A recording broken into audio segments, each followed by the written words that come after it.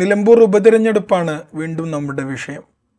CPIM സ്ഥാനാർത്ഥിയായി സ്വരാജ് കൂടി എത്തുന്നതോടുകൂടി സ്വരാജും ആര്യാടൻ ഷൗക്കത്തും തമ്മിലുള്ള രാഷ്ട്രീയ പോരാട്ടമായി നിലമ്പൂരിൻ്റെ ഉപതെരഞ്ഞെടുപ്പ് മാറുകയാണ്. നമ്മൾ ഈ വിഷയമാണ് ഇൻസൈറ്റിൽ ചർച്ച ചെയ്യുന്നത്. സ്വാഗതം. അവസാനം CPIMൻ്റെ സ്ഥാനാർത്ഥി നിർണയം വന്നിരിക്കുന്നു. പ്രതീക്ഷിച്ചിരുന്നോ എന്നറിയില്ല, എങ്കിലും സ്വരാജാണ് സ്ഥാനാർത്ഥി. ഇത് പ്രവചിക്കാവുന്നതായിരുന്നു ഈ ഒരു തീരുമാനം? അല്ല, അത്ര അപ്രതീക്ഷിതമെന്ന് പറയാൻ പറ്റില്ല. CPIMനെ സംബന്ധിച്ച് ഒരു പാർട്ടി ചിഹ്നത്തിലൊരു സ്ഥാനാർത്ഥി വേണോ, അതോ പലപ്പോഴും നിലമ്പൂർ തന്നെ പലവട്ടം പരീക്ഷിച്ചിട്ടുള്ളത് പോലെ ഒരു സ്വതന്ത്ര സ്ഥാനാർത്ഥി വേണോ, ഈ ഒരു ആലോചനയായിരുന്നിരിക്കും CPIMൽ നിന്ന്. പാർട്ടിയുടെ ചിഹ്നത്തിലുള്ളൊരു സ്ഥാനാർത്ഥിയാണ് സ്വരാജിനുള്ള സാധ്യത വളരെ കൂടുതലായിരുന്നു. കാരണം കഴിഞ്ഞ ഒരു 2-3 മാസമായിട്ട് സ്വരാജ് നിലമ്പൂർ കേന്ദ്രീകരിച്ച് പ്രവർത്തിക്കുന്നു. അതായത് പാർട്ടി നേരത്തെ തന്നെ സംസ്ഥാന സെക്രട്ടേറിയറ്റ് അംഗമായ തിരുവനന്തപുരത്തുണ്ടായിരിക്കേണ്ട സ്വരാജിനെ നിലമ്പൂരേക്ക് കോൺസെൻട്രേറ്റ് ചെയ്ത് പ്രവർത്തിക്കാൻ CPIM നേരത്തെ തന്നെ നിയോഗിച്ചിട്ടുണ്ട്. അപ്പോൾ അതിൽ നിന്നൊരു മെസ്സേജ് ക്ലിയറാണ്. കാരണം കഴിഞ്ഞ കുറേ മാസങ്ങളായിട്ട് നിലമ്പൂർ ഉണ്ടാവണം എന്ന് നിർദ്ദേശിക്കുന്നുണ്ട് എങ്കിൽ അത് ഇലക്ഷനിയറിങ്ങിന് മേൽനോട്ടം വഹിക്കാൻ വേണ്ടി മാത്രമായിരിക്കില്ല. മേൽനോട്ടം വഹിക്കാൻ എന്നാണ് അന്ന് പറഞ്ഞിരുന്നത്. മേൽനോട്ടം വഹിക്കാനും വേണ്ടി വന്നാൽ പാർട്ടി ചിഹ്നത്തിൽ CPIM മത്സരിക്കാൻ തീരുമാനിച്ചാൽ സ്ഥാനാർത്ഥിയാവാനും വേണ്ടിയിട്ടാണെന്നുള്ളത് എവിഡൻ്റ് ആയിരുന്നു. പക്ഷെ നമ്മൾ അപ്പോഴും പ്രതീക്ഷിച്ചിരുന്നത് ഒരു പക്ഷേ പാർട്ടിക്ക് പുറത്തുനിന്ന് ഉള്ള ആരെങ്കിലും ഒരാളെ മത്സരിപ്പിക്കും എന്നുള്ളതായിരുന്നു. അവിടെയാണ് എന്താ പറയുക, പ്രതീക്ഷ തെറ്റുന്നത്. അതുകൊണ്ട് സ്വരാജ് അവിടെ അപ്രതീക്ഷിതമായിട്ടുള്ള സ്ഥാനാർത്ഥിയാണെന്ന് പറയാൻ പറ്റില്ല. സ്വരാജിൻ്റെ നാടാണ്. നേരത്തെ മുതൽ തന്നെ സ്വരാജ് അവിടെ പ്രവർത്തിച്ചിട്ടുണ്ട്. അപ്പോൾ അതുകൊണ്ട് സ്വാഭാവികമായൊരു ചോയ്സാണ് CPIMനെ സംബന്ധിച്ച്. ആ ചോയ്സ് എടുക്കുമ്പോൾ CPIM ഒരു സ്വരാജ് എന്നുള്ള നേതാവിലേക്ക് എത്തുന്നു. CPIMൻ്റെ സംസ്ഥാന സെക്രട്ടേറിയറ്റ് അംഗമാണ് മത്സരിക്കുന്നതെന്ന് എത്തുമ്പോൾ ഇതിനെ ഒരു ഗൗരവമുള്ള പൊളിറ്റിക്കൽ ഫൈറ്റായിട്ട് CPIM കാണുന്നു എന്നുള്ളതിൻ്റെ ഒരു സൂചനയായിട്ട് നമുക്കതിനെ കാണാം. റൈറ്റ്. സ്വരാജ് വരുമ്പോൾ ഇതുവരെ നമ്മൾ അൻവറുമായി ബന്ധപ്പെടുത്തി നിലമ്പൂരിൻ്റെ ചർച്ചകൾ മുന്നോട്ട് പോയിരുന്നു. അൻവറിന് എന്താണ് ശരിക്കും സംഭവിക്കുന്നത്? അൻവറിനെ UDF ഏറ്റെടുക്കാനുള്ള ഒരു സാധ്യത എത്രത്തോളം ഉണ്ട്? കാരണം സ്വരാജ് എന്ന ഒരു ശക്തനായ സ്ഥാനാർത്ഥി തന്നെ അപ്പുറത്ത് വരുമ്പോൾ അൻവറിൻ്റെ ഒരു സാന്നിധ്യം UDFന് ഗുണകരാവും എന്നുള്ളൊരു ചിന്തയിലേക്ക് തന്നെയല്ലേ കാര്യങ്ങൾ പോവാം? അത് ആ വഴിക്ക് പോകാനുള്ള സാധ്യത വളരെ കൂടുതലാണ്. ഇതിപ്പോൾ സത്യം പറഞ്ഞാൽ സ്വരാജിനെ സ്ഥാനാർത്ഥിയാക്കുമ്പോൾ ഒരു സേവ് അൻവർ പാക്കേജ് കൂടെ ഉണ്ടോ എന്ന് നമുക്ക് സംശയിക്കേണ്ടി വരും. കാരണം വെച്ചാൽ CPIM അങ്ങനെ ആലോചിച്ച് തീരുമാനിച്ചു എന്നുള്ള അർത്ഥത്തിലല്ല ഞാൻ പറയുന്നത്. ഇതിൻ്റെ ഒരു സൈഡ് എഫക്റ്റായിട്ട് ഒരുപക്ഷെ ഒരു സേവ് അൻവർ പാക്കേജ് ഉണ്ടാകാനുള്ള സാധ്യത. സ്വരാജ് മത്സരിക്കാൻ ഇറങ്ങുമ്പോൾ പാർട്ടി ഘടകങ്ങൾ വലിയ തോതിൽ അവിടെ CPIMൻ്റെ ഘടകങ്ങളൊക്കെ വലിയ ഊർജം സംഭരിച്ചുകൊണ്ടായിരിക്കും തെരഞ്ഞെടുപ്പ് പ്രചരണത്തിന്. ഈ വരുന്ന ഒരു 19-18 തീയതി വരെയുള്ള ദിവസങ്ങളിൽ നമ്മളത് കാണും. അപ്പോൾ ശക്തനായ ഒരു മത്സരം അവിടെ ഉണ്ടാവും. ഏത് സ്ഥാനാർത്ഥി ആര്യാടൻ ഷൗക്കത്താണ് എന്നുള്ളത് രണ്ടുപേരും ഒരേ നാട്ടുകാരാണ്. അപ്പോൾ അതിൻ്റെ കൂടെ ഭാഗമായിട്ടുള്ള വലിയ മത്സരം അവിടെ ഉണ്ടാവും. അപ്പോൾ UDF ആഗ്രഹിക്കുന്ന വിധത്തിലുള്ളൊരു വിജയം, UDF അവിടെ ഒരു കേവലമായ വിജയമല്ല ആഗ്രഹിക്കുന്നത്. UDFന് ഒരു എഡ്ജുള്ള മണ്ഡലമാണ്. അപ്പോൾ അതുകൊണ്ട് UDF ജയിക്കാനുള്ള സാധ്യത കൂടുതലുണ്ടെന്ന് അവർ കരുതുന്നുണ്ട്. പക്ഷെ അവരങ്ങനെ ഒരു ചെറിയ വിജയമല്ല അവർ പ്രതീക്ഷിക്കുന്നത്. അതിനപ്പുറത്തൊരു വലിയ വിജയം അവർ എക്സ്പെക്റ്റ് ചെയ്യുന്നുണ്ട്. ആ വലിയ വിജയം ഉണ്ടായാൽ മാത്രമേ അവർക്ക് തദ്ദേശഭരണ തെരഞ്ഞെടുപ്പിലേക്കും നിയമസഭാ തെരഞ്ഞെടുപ്പിലേക്കും ഉള്ള ഒരു സൂചകമായിട്ട് ഇതിനെ പ്രതിഷ്ഠിക്കാൻ പറ്റുള്ളൂ, നിലമ്പൂർ ഫലത്തെ. അപ്പോൾ അത്തരമൊരു സെനാരിയോയെ തടയാൻ ഒരുപക്ഷെ സ്വരാജ് കാരണമായേക്കാം എന്ന തോന്നൽ UDFനുണ്ടാവും. അതിപ്പോൾ തന്നെ ഉണ്ടായിട്ടുണ്ടെന്നാണ് എനിക്ക് തോന്നുന്നത്. ഇന്നിപ്പോൾ ഈ സ്വരാജിനെ പ്രഖ്യാപിച്ചതിന് ശേഷം VD സതീശൻ പ്രതിപക്ഷ നേതാവ് മാധ്യമങ്ങളോട് സംസാരിക്കുമ്പോൾ സ്വരാജ് അവർക്ക് മറ്റാരും നിർവാഹമില്ലാത്തതുകൊണ്ട് സ്വരാജിലേക്ക് എത്തി എന്നുള്ള മട്ടിൽ അദ്ദേഹം അതിനെ പ്ലേസ് ചെയ്യുന്നുണ്ട്. അദ്ദേഹം പറയുന്നുണ്ട്, രാവിലെ 11 മണി വരെ UDFൽ നിന്ന് ആരെങ്കിലും വരുമോ എന്ന് കാത്തിരുന്നു CPIM, അതിന് ശേഷമാണ് സ്വരാജ്. അപ്പോൾ സ്വരാജ് വേറെ ഒന്നും ഇല്ലാത്തതുകൊണ്ട് സ്വരാജ് ആണ് എന്നുള്ള മട്ടിൽ അദ്ദേഹത്തെ അതിനെ വ്യാഖ്യാനിക്കുന്നുണ്ട്. എങ്കിൽ പോലും ഈ അൻവറിൻ്റെ കാര്യത്തിൽ കഴിഞ്ഞ ദിവസങ്ങളിൽ കാണിച്ച കാർക്കശ്യം അദ്ദേഹത്തിൻ്റെ വാക്കുകളിൽ ഇല്ല എന്നുള്ളത് നമ്മൾ പ്രത്യേകം ശ്രദ്ധിക്കണം. അൻവർ UDFൻ്റെ സ്ഥാനാർത്ഥിക്ക് പിന്തുണ പ്രഖ്യാപിക്കട്ടെ, അത് കഴിഞ്ഞിട്ട് നമുക്ക് തീരുമാനിക്കാം എന്നാണ് അദ്ദേഹം പറയുന്നത്. അത് കഴിഞ്ഞ് UDF അത് തീരുമാനിക്കും എന്നാണ് അദ്ദേഹം പറയുന്നത്. കഴിഞ്ഞ ദിവസം പറഞ്ഞ UDFൻ്റെ സ്ഥാനാർത്ഥിയെ കുറ്റം പറഞ്ഞത് തിരുത്തണം എന്നുള്ളൊരു ഡിമാൻഡിൽ നിന്ന് വളരെ പെട്ടെന്ന് പ്രതിപക്ഷ നേതാവ് പിന്നാക്കം പോകുന്നത് നമുക്ക് കാണാം. അപ്പോൾ ഈ മാറ്റം തന്നെ ഒരു സൂചകമാണ്. അത് മാത്രമല്ല, കോൺഗ്രസ്സിലെ വലിയ വിഭാഗം നേതാക്കൾ, എനിക്ക് തോന്നുന്നു VD സതീശൻ പോലും അൻവറിനെ ഉൾക്കൊണ്ട് മുന്നോട്ട് പോകണം എന്ന് തന്നെയാണ് അവരുടെ മനസ്സിലിരിപ്പെന്നാണ് ഞാൻ മനസ്സിലാക്കുന്നത്. അല്ലാതെ അൻവറിനെ തള്ളിക്കളയണം എന്നവർ വിചാരിച്ചിട്ടില്ല പക്ഷേ അൻവറിനെ ഒന്ന് മെരുക്കി കൂടെ കൂട്ടണം എന്നുള്ളത് മാത്രമേ ഉള്ളൂ. കാരണം വെച്ചാൽ അൻവർ വലിയ ഡിമാൻഡുകളുമായിട്ട് ഭാവിയിൽ വരാതിരിക്കാൻ പാകത്തിൽ അൻവറിനെ ഉൾക്കൊള്ളുക എന്നുള്ളതാണ് കോൺഗ്രസിൻ്റെ മനസ്സിലിരിപ്പ് എന്നാണ് ഞാൻ മനസ്സിലാക്കുന്നത്. അപ്പോൾ അതുകൊണ്ട് ആ ഒരു സ്കീം വർക്കൗട്ട് ആവാൻ സ്വരാജിൻ്റെ സ്ഥാനാർത്ഥിത്വം സഹായിക്കും എന്നാണ് എനിക്ക് തോന്നുന്നത്. സ്വരാജിനെ മുന്നോട്ട് വെക്കുന്നതിലോടുകൂടി CPIM നൽകുന്ന ഒരു മെസ്സേജ്, അതായത് നിലമ്പൂർ ഉപതെരഞ്ഞെടുപ്പ് ഞങ്ങൾ കുറച്ചുകൂടി ഗൗരവമായി ഒരു രാഷ്ട്രീയ പോരാട്ടമായി തന്നെ കാണാൻ പോവുകയാണ് എന്നുള്ളൊരു മെസ്സേജ് കൂടി CPIM നൽകുന്നില്ലേ? അതുണ്ട്. അത് ആ സന്ദേശം എന്ന് പറഞ്ഞു കഴിഞ്ഞാൽ അതിപ്പോൾ CPIM ഇപ്പോൾ സ്വതന്ത്ര സ്ഥാനാർത്ഥിയെ നിർത്തിയാൽ പോലും അവരതൊരു പൊളിറ്റിക്കൽ ഫൈറ്റായിട്ട് തന്നെയാണ് അതിനെ മുന്നോട്ട് വയ്ക്കുക. ഇപ്പോൾ തൃക്കാക്കര ഉപതെരഞ്ഞെടുപ്പ് നമുക്കൊരു ഉദാഹരണം എടുക്കുക. നമ്മൾ ആരും എക്സ്പെക്ട് ചെയ്തിരുന്നില്ല ഡോക്ടർ ജോ ജോസഫ് അവിടെ സ്ഥാനാർത്ഥിയാവും എന്ന്. പക്ഷേ ജോ ജോസഫ് സ്വതന്ത്ര സ്ഥാനാർത്ഥിയായിട്ട് അല്ല പാർട്ടി സ്ഥാനാർത്ഥിയായിട്ട് വന്നപ്പോൾ പോലും അതൊരു പൊളിറ്റിക്കൽ ഫൈറ്റായിട്ട് തന്നെയാണ് അവർ മുമ്പോട്ട് വെച്ചത്.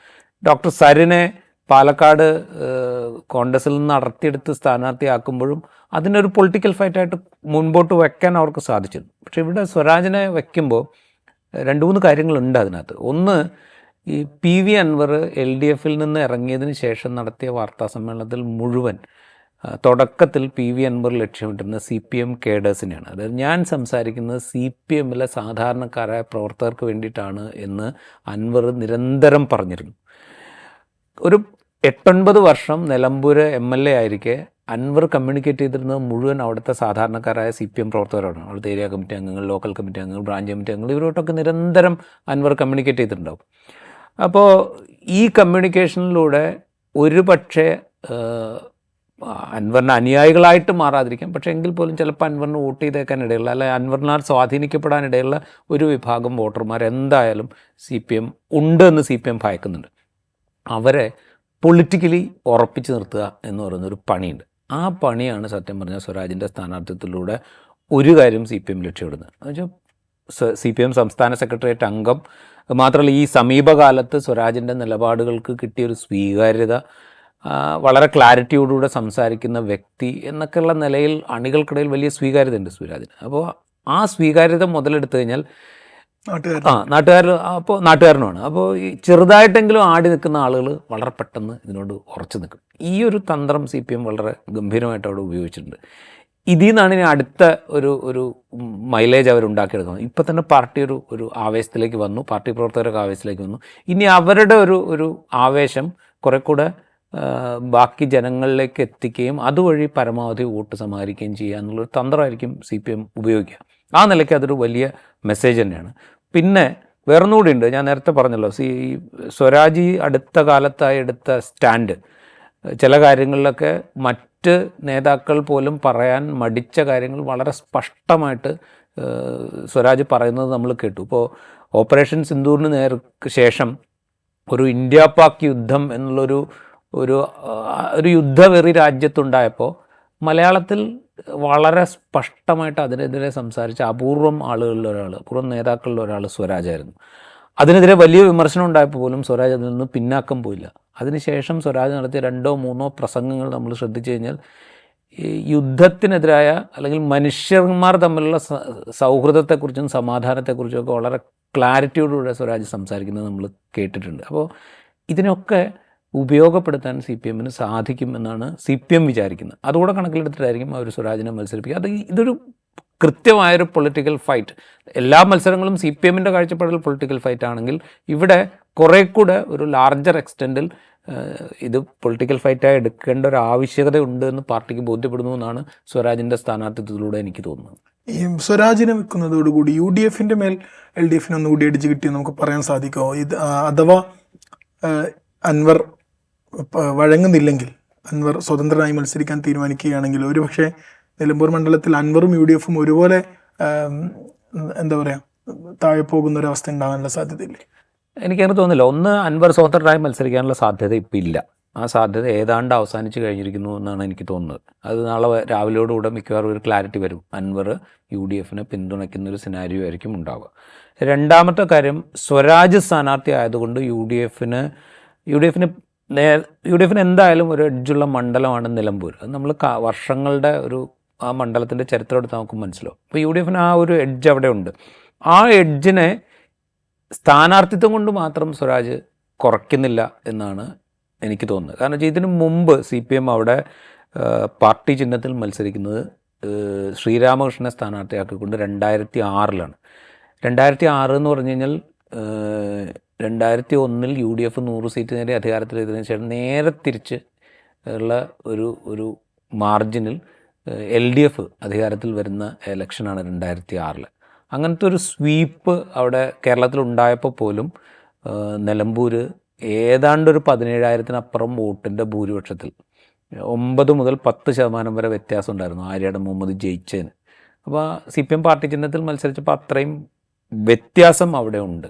അപ്പോൾ മറികടക്കേണ്ടതായിട്ടുള്ള വലിയൊരു ഗ്യാപ്പ് LDFനെ സംബന്ധിച്ച് അവിടെ ഉണ്ട്.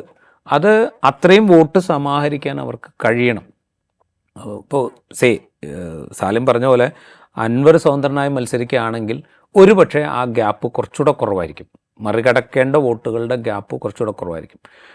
പക്ഷേ അൻവർ സ്വതന്ത്രനല്ലാതെ UDFനൊപ്പം നിൽക്കുകയാണ്, ആ ഗ്യാപ്പ് കുറച്ചുകൂടെ വലുതാണ്. പക്ഷെ എന്ന് വെച്ചാൽ മറികടക്കാൻ കഴിയാത്തൊരു ഗ്യാപ്പാണ്,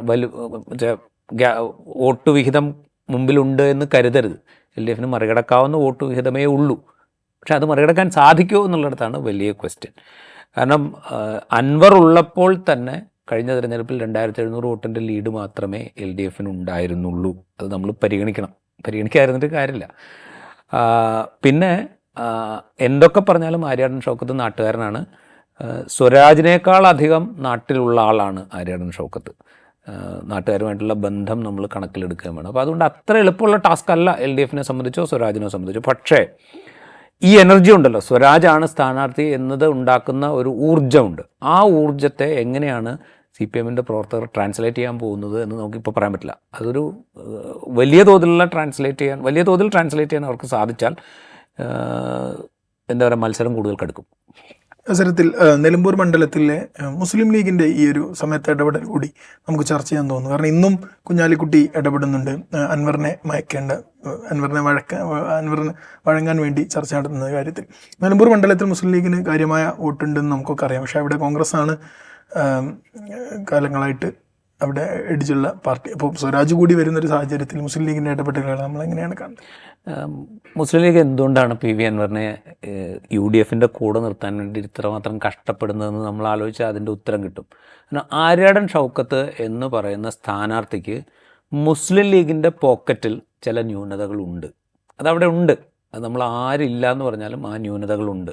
ആര്യാടൻ ഷൗക്കത്ത് മുൻകാലത്തെടുത്ത നിലപാടുകൾ, അദ്ദേഹത്തിൻ്റെ സാംസ്കാരിക മേഖലയുമായി ബന്ധപ്പെട്ട പ്രവർത്തനങ്ങൾ, അതിൽ നിന്നുണ്ടായ ഉൽപ്പന്നങ്ങൾ, ഇതൊക്കെ മുസ്ലിം ലീഗിൻ്റെ പോക്കറ്റിൽ ആര്യാടൻ ഷൗക്കത്തിനുള്ള എന്താ പറയുക ന്യൂനതയായിട്ട് അവിടെ ഉണ്ട്. അത് മുസ്ലിം ലീഗിന് നന്നായിട്ട് അറിയാം, പ്രത്യേകിച്ച് PK കുഞ്ഞാലിക്കുട്ടിക്ക് നന്നായിട്ട് അറിയാം. അപ്പോൾ അത് മാനേജ് ചെയ്യുക, UDFൻ്റെ വിജയം ഉറപ്പാക്കണമെങ്കിൽ അതുകൂടെ മാനേജ് ചെയ്യണം എന്ന് മുസ്ലിം ലീഗ് മനസ്സിലാക്കുന്നുണ്ട്. അത് പ്രാക്ടിക്കൽ പൊളിറ്റിക്സിൻ്റെ ഒരു ഗംഭീരമായ പ്രകടനമാണ് എന്ന് നമുക്ക് പറയാം. അത് മനസ്സിലാകാതെയാണ് സത്യം പറഞ്ഞു കഴിഞ്ഞാൽ VD സതീശനെ പോലുള്ള ആളുകൾ പറയുന്നത്. ഇത് മനസ്സിലാക്കുന്ന ആളുകളാണ്, ആ പൾസ് മനസ്സിലാക്കുന്ന ആളുകളാണ് ഇതിനെക്കുറിച്ച് കൂടുതൽ ബോധേഡാവുന്നത്. അതുകൊണ്ടാണ് അവർ അൻവറിനെ UDFൻ്റെ കൂടെ വേണം, അൻവർ UDFൻ്റെ സ്ഥാനാർത്ഥിക്ക് വേണ്ടി പ്രചാരണത്തിന് ഇറങ്ങണം, അല്ലെങ്കിൽ അൻവറിൻ്റെ കയ്യിലുള്ള വോട്ട് കൂടെ ഞങ്ങൾക്ക് വേണം എന്നവർ തീരുമാനിക്കുന്നത്. അപ്പോൾ അതുകൊണ്ട് ലീഗ് ഇതിനകത്ത് വളരെ പ്രാക്ടിക്കലായിട്ടുള്ളൊരു റോളാണ് വഹിക്കുന്നത്. മാത്രമല്ല ഈ അൻവറിൻ്റെ ഒരു എന്തൊക്കെ കുറ്റം നമ്മൾ പറഞ്ഞാലും, അല്ലെങ്കിൽ എന്തൊക്കെ കുറ്റം നമുക്ക് പറയാമെങ്കിലും, അൻവറിൻ്റേതായ ഒരു ഫാൻ ബേസ് ഉണ്ട് എന്ന് നമ്മൾ മറന്നുകൂടാ. അൻവറിൻ്റേതായ ഒരു ഫാൻ ബേസ് ഉണ്ട്. അത് ഒരു പക്ഷേ നിലമ്പൂർ മാത്രമായിരിക്കില്ല, അതും മുസ്ലിം ലീഗിന് അറിയാം. അപ്പോൾ അൻവറിനെ കൂടെ നിർത്തിയാൽ അതിൻ്റെ ഗുണം നിലമ്പൂർ മാത്രമല്ല മറ്റ് ചില മണ്ഡലങ്ങളിലും കൂടെ UDFന് കിട്ടാനിടയുണ്ട് എന്ന് ലീഗ് മനസ്സിലാക്കുന്നുണ്ട്. ആ മനസ്സിലാക്കലിൽ നിന്നാണ് ലീഗ് ഈ സംസാരിക്കുന്നത്. റൈറ്റ്. ഏതായാലും നിലമ്പൂരിൽ ആര്യാടൻ ഷൗക്കത്തും സ്വരാജും തമ്മിലുള്ള പോരാട്ടമായി നിലമ്പൂർ ഉപതെരഞ്ഞെടുപ്പ് മാറുകയാണ്. സ്വരാജിൻ്റെ സ്ഥാനാർത്ഥിത്വം കൂടി വന്നതോടുകൂടി ഇനി അൻവർ UDFനൊപ്പം എപ്പോൾ ചേരുന്നു എന്നതാണ് നമ്മൾ നോക്കുന്നത്. അത് എത്ര വൈകുമെന്നേ നമ്മൾ ചിന്തിക്കേണ്ടതുള്ളൂ. ഏതായാലും ഇൻസൈറ്റ് ഇവിടെ പൂർണ്ണമാകുന്നു. മറ്റൊരു എപ്പിസോഡുമായി വീണ്ടും കാണാം.